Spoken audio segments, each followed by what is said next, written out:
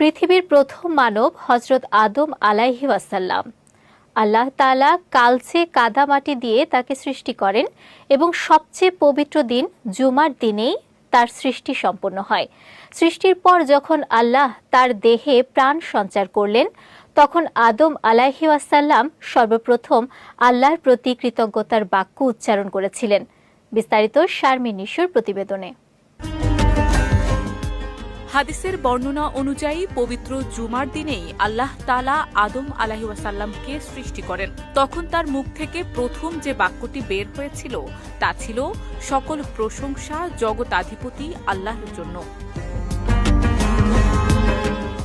আবু হুরায়রা রাদিয়াল্লাহু তাআলা আনহু থেকে বর্ণিত, নবীজি সাল্লাল্লাহু আলাইহি ওয়াসাল্লাম বলেছেন, যেসব দিনে সূর্য উদিত হয় তার মধ্যে সবচেয়ে উত্তম দিন হল জুমার দিন।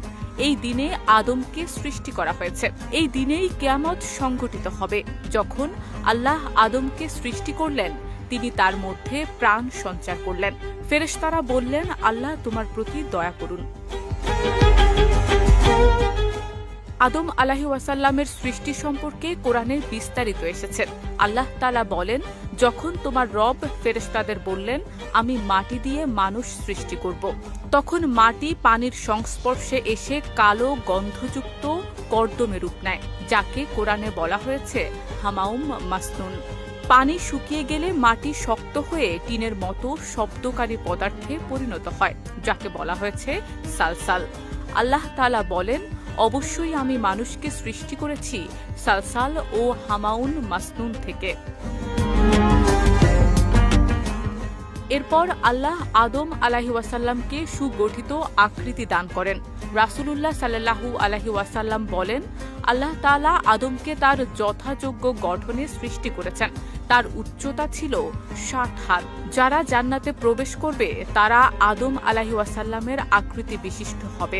তারপর থেকে এ পর্যন্ত মানুষের আকৃতি ক্রমশ ছোট হয়ে আসছে।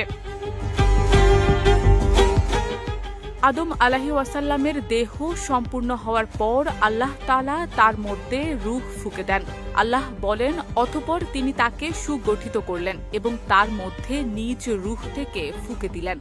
রূহ দান শেষে আল্লাহ আদম আলাইহিস ওয়াসাল্লামকে সব নাম, সৃষ্টির প্রতিটি জিনিস, প্রাণী, পর্বত, মানুষ ও জীবজন্তুর নাম এবং তাদের গুণাগুণ শিখিয়ে দেন। এরপর আদম আলাইহিস ওয়াসাল্লামের মুখ থেকে প্রথম বাক্য বের হয়, যা ছিল সকল প্রশংসা জগতাধিপতি আল্লাহর জন্যই।